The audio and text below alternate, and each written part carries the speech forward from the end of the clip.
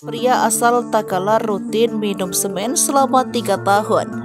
Seorang pria asal Patalasang, Takalar, Sulawesi Selatan berhasil mencuri perhatian hingga viral di media sosial usai rutin mengkonsumsi semen selama 3 tahun belakang.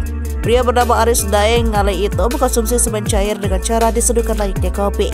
Sontak kondisi kesehatan Aris yang sudah bertahun-tahun mengkonsumsi bahan bangunan itu menimbulkan kekhawatiran.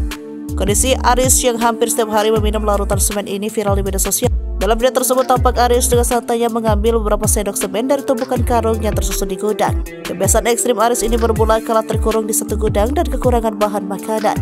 Pada saat itu dia berdoa agar disatukan dengan semen, dan sejak saat itulah yang akrab dipanggil dengan nama Rumbuh telah mengkonsumsi semen selama menjalankan pekerjaan sebagai buruh semen.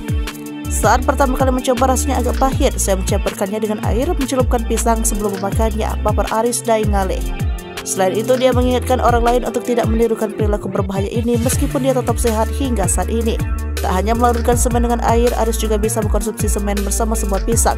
Sampai saat ini Aris mengaku belum pernah mengalami masalah kesehatan usai rutin mengkonsumsi semen. Justru sebaliknya, ia merasa lebih kuat dan bugar. Meski demikian, sampai saat ini Aris menuturkan belum pernah memeriksa kondisi kesehatannya ke dokter usai rajin mengkonsumsi semen.